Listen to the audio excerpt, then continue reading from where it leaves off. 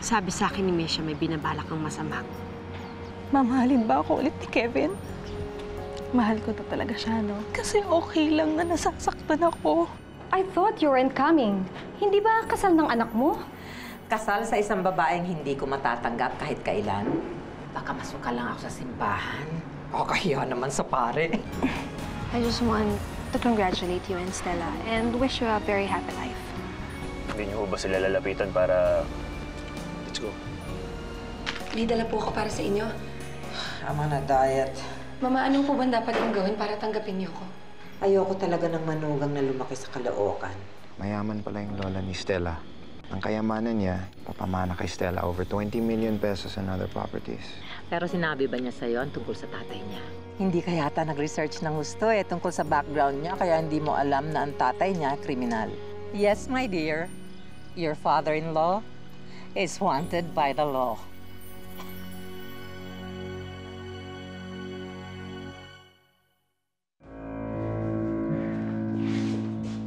Why did you tell me, Stella? Bakit ka naglihim? Sinabi ko naman sa'yo, di ba? Iniwan niya kami ng nanay ko nung bata pa ako. You think that excuse is good enough? Natatakpan niya yung katotohanan na yung tatay mo'y kriminal! Na magnanakaw siya, na pumatay siya ng tao, na nakulong siya! 2 years old lang ako. 2 years old lang ako nang iwan kami ng tatay ko. Pagkatapos nun, tsaka siya nakulong. Simula nun, hindi ko na siya nakita. Wala na akong balita sa kanya. Hindi na siya parte ng buhay ko nun. Oo, sige, dugo nga niya yung nasa ugat ko. Pero hindi ibig sabihin nun ama ko siya. Kahit kailan hindi siya naging ama sa akin. Kaya bakit ko siya kikwento sa'yo? Hindi na nga siya mahalaga sa buhay ko eh. You still should have told me! I'm your husband, you're my wife! What's wrong with you?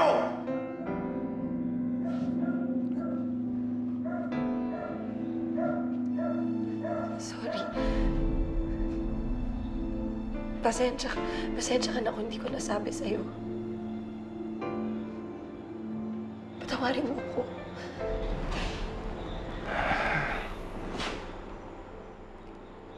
Alam mo, hindi ko alam kung ano yung papatawarin ko eh. That you were a liar. Kevin, kasalanan ko ba kung bakit naging masamang tao yung tatay ko? Ako ba yung dahilan kung bakit siya nagnakaw, pumatay, at nakulong? Ako? Kung ako, edi sige. Sige, magalit ka sa akin. Husgahan mo ako. Parusahan mo ako. Pero hindi. Hindi. Wala akong kasalanan.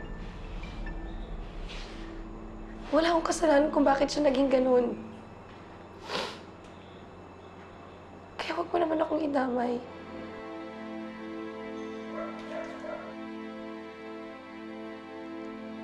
Huwag mo namang idamay yung magiging anak natin.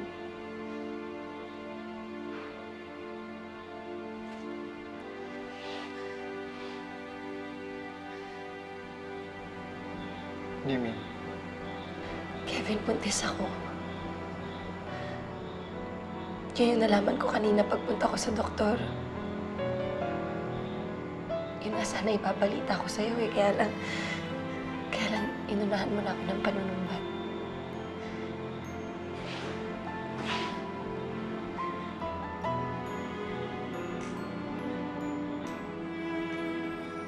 Magiging daddy ako.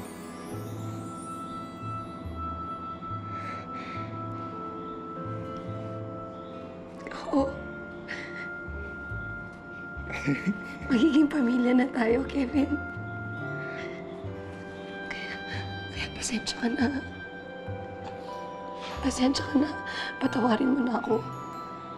Sana pwede tayo magsimula para sa magiging anak natin. Daddy ako. Hi, baby! Ang gwapo-gwapo naman. Kamukha ni Daddy, oh. Ano yung papangalan niyo sa kanya? Sapo ko. Miguel. Miguel Quiliamor. Miguel. Hi, girl! Who's my baby boy, ha? Pwede ba niya ako maging ninang? Tinatanong pa ba yun? Siyempre naman. Ako din, Ninang, oh. Ninang? Ninang? Naku, sige na nga, ninang na lang. Ano ba yan? Mami, ah. Kung na-art yan, ah. Ikaw, girl, nandito ang ninang mo. Good boy. Isang baby. Tulog na tulog. Where's my apo?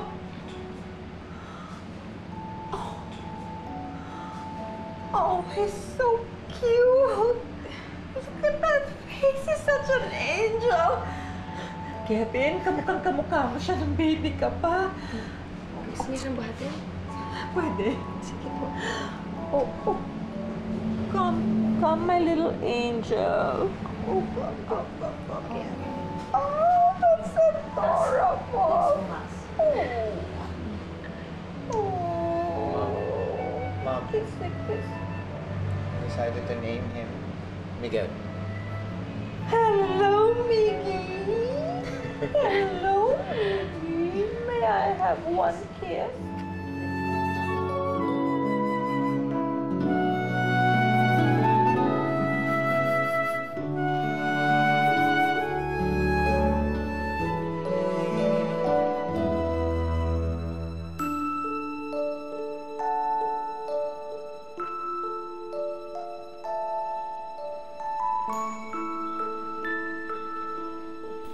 Talagang baby ang tulay, ha? Para magkaayos yung manugang tsaka yung biyanan, no?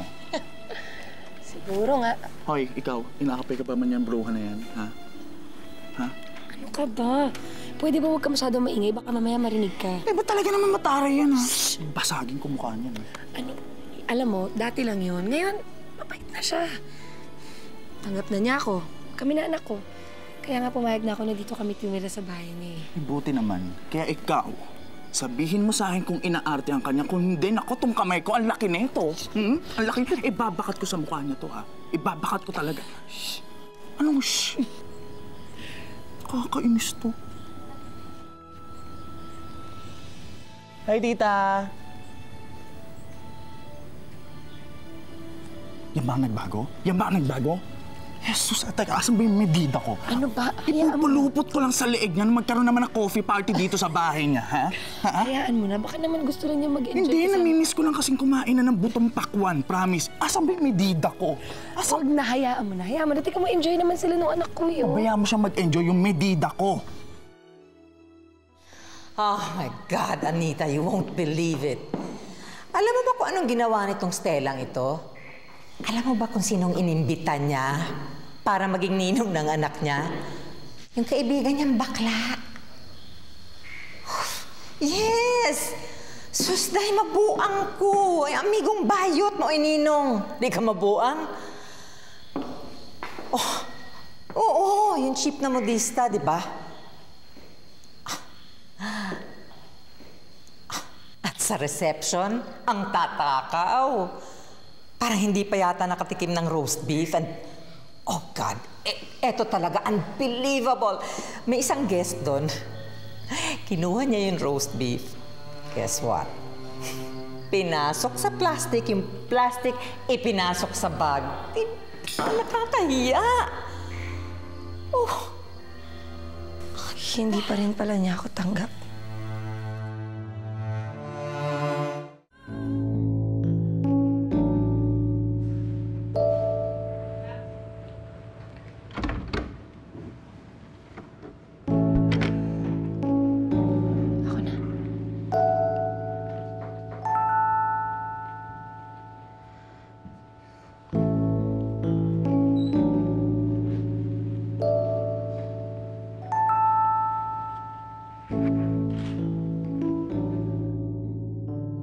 Kung hindi lang dahil sa apo ko.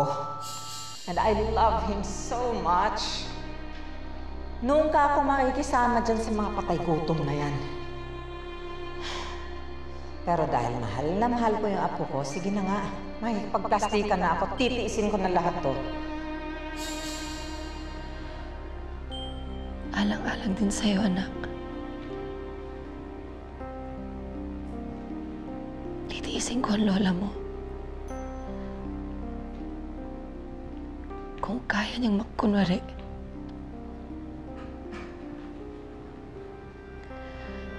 Yun na lang din ang gagawin ko.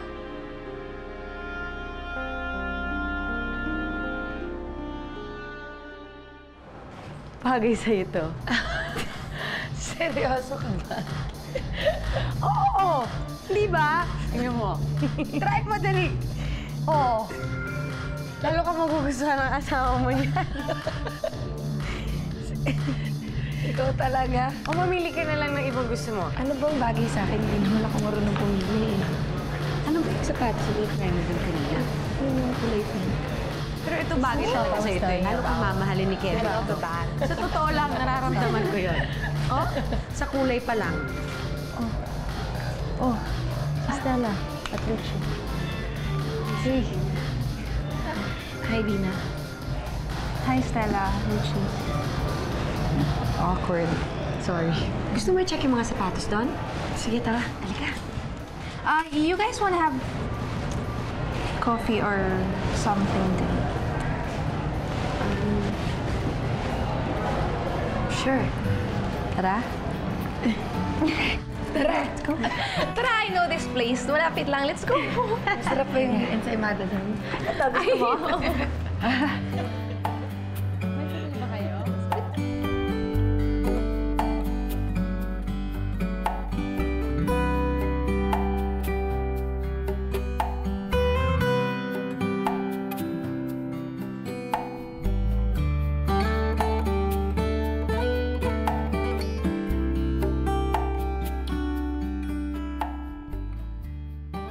Hoy, best friend. May pagkaibigan ka daw doon kala Dina. Oo, bakit naman hindi? Naramdaman ko naman na sincere yung pakikipagbati niya sa akin eh. Alam mo, ang mga ahas, kahit magpalit pa ng balat yan, ahas pa rin yan. Bes, ano ba?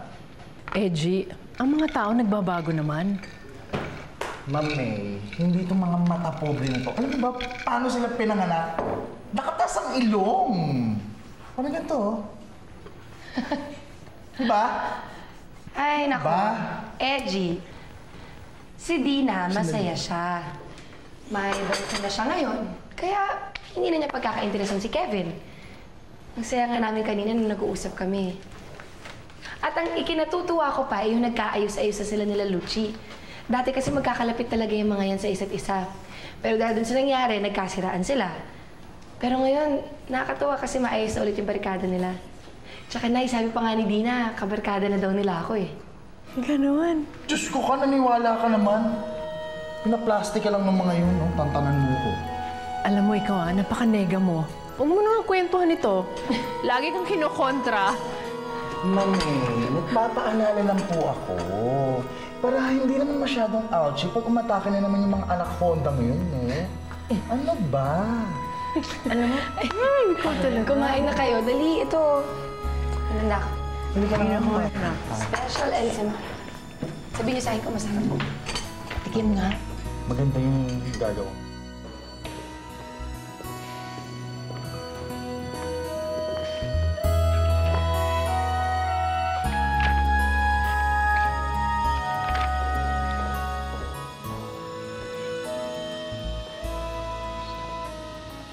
Hi, Kevin. Dina?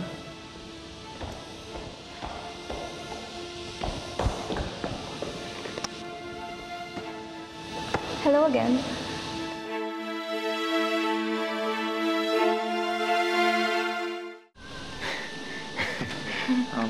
This is a pleasant surprise.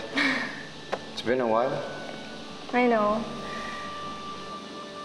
Why are you here? Actually, Tia Amanda called me up. Magkukwentuhan daw kami. I think nasa garden sila ni Yaya, so just go ahead. I'm sorry I have to go. I have a meeting, so Thanks. It's nice seeing you again.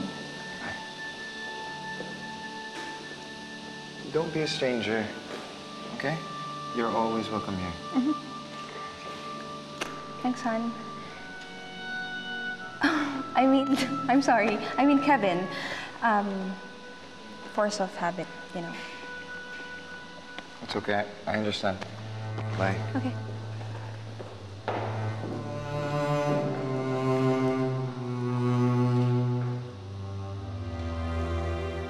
You still love him, don't you?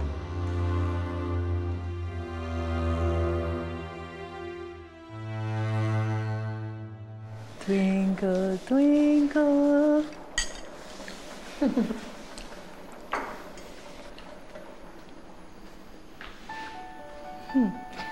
Bakit ho?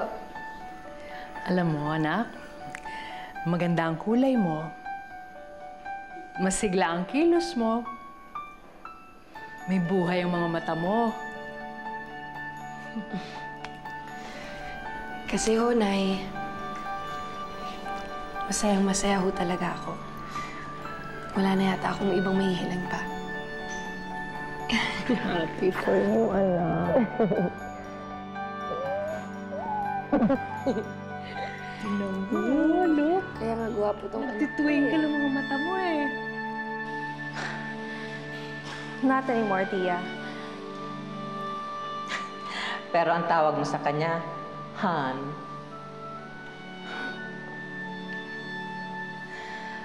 Nadulas lang ako, Tita. Sanay kasi ako na Han ang tawag ko sa kanya noon. Dina. You've always been such a bad liar. Pero ako, hindi ako magsisinungaling. Gusto ko pa rin, ikaw ang maging asawa ng anak ko.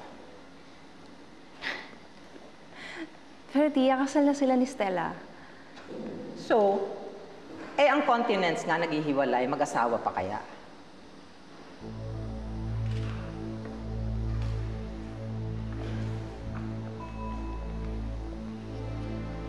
Bakit hindi mo agawin si Kevin kay Stella?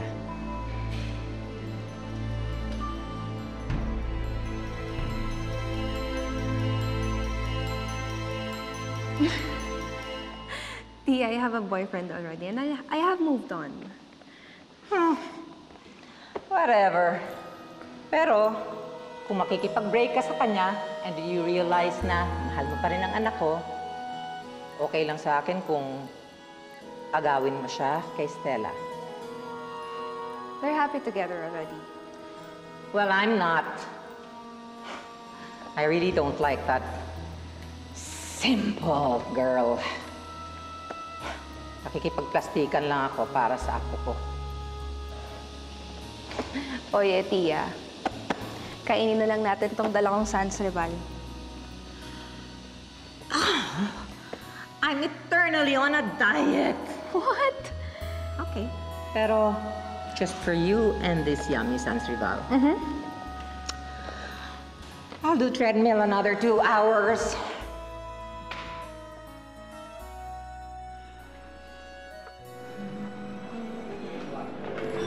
Oh, kasi kasuhin niyo yung mga customers. Baka may kailangan sila, ah. Okay na ba yung order niya? Okay. Oh, Suki! Andito ka na naman. Hi, Stella. Halika, maupo ka dito. Salamat. Anong order mo ngayon? Tulad pa rin ng dati. Hindi ka pa ba nagsasawa sa hot chocolate at grilled ensamada mo? Ang tanong, pinagsasawaan ba mo sarap? Oo nga naman. Sandali lang. Oh, andyan si Perry. Pakihanda na yung hot chocolate niya at saka grilled ensaymada. Okay? Alvin, ayusin mo yan, ha? Tsaka linisin mo. Okay?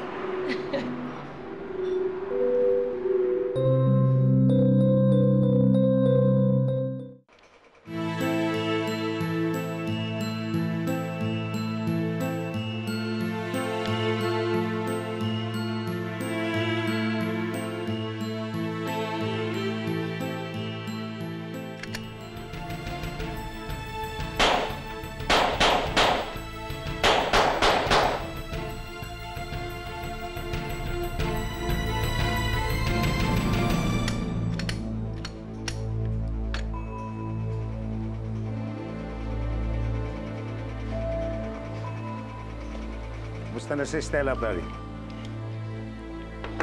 Masaya na naman ho siya, tsaka tahimik na ang buhay. Ninong, hindi ho ba kayo magpapakilala sa kanya? Di ba, ikaw na mismo nagsabi, masaya na siya, tahimik na ang buhay niya. Kaya, huwag na natin siyang guluhin.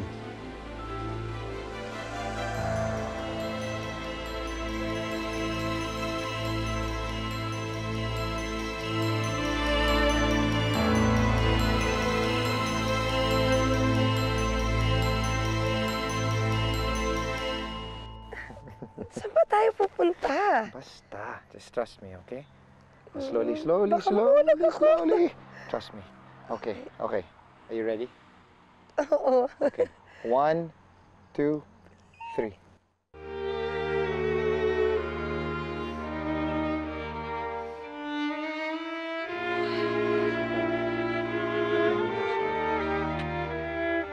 Oh my... Anniversary natin. Naku. Parang nakalimutan ko. Sorry.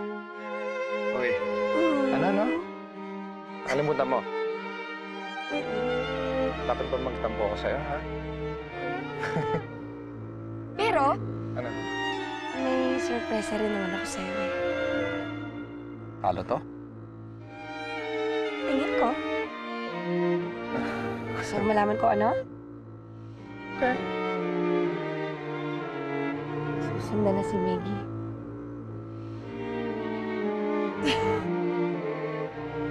No.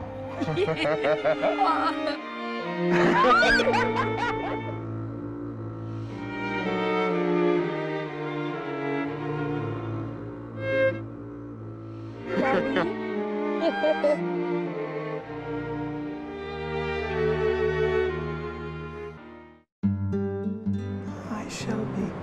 Hi. Kompleto ng pamilya natin, Han. Meron na tayong lalaki. Ngayon naman, babae.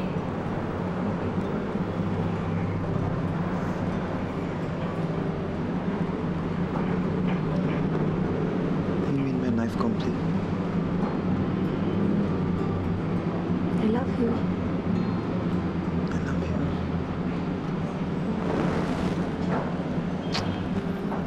Baby Shelby. Hi. Bawal magka-boyfriend. Bawal. Bawal. Hello, good morning. Thank you very much. Alam mo ba, nanganak na daw yung misis ni Sir. Alam mo ba yung chismis tungkol doon sa asawa ni Sir? Yung tatay daw, kriminal. Narinig ko na yan. Nakakaloka, no? Hindi kaya magmana roon yung mga anak ni Sir? Hindi. Magmamana yung mga anak ko sa akin. Sir. Mabait. Pero pag nalaman niya na pinagchichismisan siya, nagagalit. Alam niyo, mabuti na lang babae kayo. Kundi, minasama ako na kayong dalawa. But you are ladies, and I am a gentleman. So I'm afraid I have to fire the both of you. So please, get out of my face.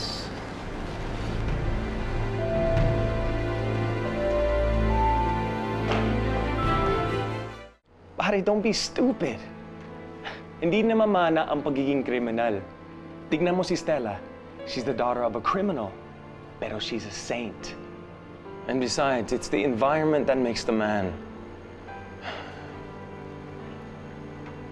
Lalaki ang mga anak nyo sa guidance nyo. And I'm sure lalaki din sila, good citizens of this world. Mga kaibigan natin, alam ba nila tungkol sa tatay ni Stella?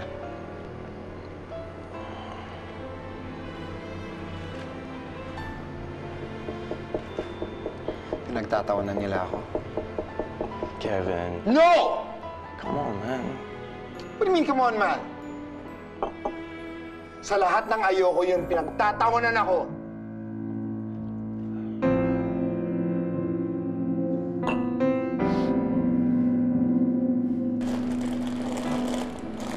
Maida, maglabas ka pa ng mga tart dyan para may display tayo. Yes, ma'am. Mommy, let's buy a toy horse! Let's buy a toy horse! Maggie, nagtatrabaho pa si Mami. Huwag ngayon. But I want now! Nagwawala na naman yung anak mo. Hindi katulad dito ni Shelby. Napakabait. Eh, paano? Ito kasing si Maggie. Spoiled kay Mama. Bakit naman kasi hinahayaan mo eh? Para iwas na lang sa gulo. Baka nakakasama pa itong pagnenegosyo mo, imbes na maalagaan mo itong mga anak mo. Nay, gusto ko rin naman na may ginagawa ako. I said I want a toy horse now! Aray! Miggy! Sumusobra ka na, ha? Ha?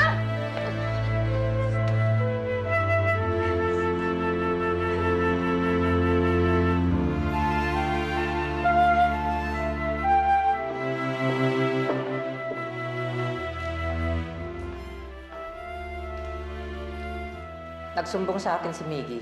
Pinalo mo raw siya sa shop. Nagtatantrums ho kasi. Tapos sinipa pa ako. Paano naman nagpapabili ng toy, ayaw mo pa ibili? Eh, meron naman ho kasi akong ginagawa noon. Nagtatrabaho ho ako. Ako na lang bibili ng toy para sa apo ko. Hindi na ho. Ako na lang bahala.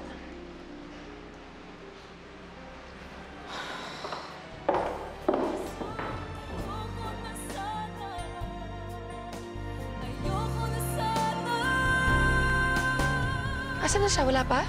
Ma'am, baka naman po nakalimutan ni Sir na anniversary niyo. Parang nag-iba na talaga si Kevin sa akin. Nagbago na siya. Baka may babae nga si Kevin. It's rude to listen to other people's conversation. Kung ayaw niyong marinig ko ang pinag-uusapan niyo, di pumunta kayo sa lobby ng Manila Pen. That's where decent people go to talk about their problems. Maaga pa ako gigising bukas, pupunta akong Baguio. Okay! Sorry. Alam niyo ba, kasama ko siya last night. Biglang tumawag ang mystery caller niya. Tapos ngayon, pumunta siya ng Baguio. Sino kaya yung mystery caller?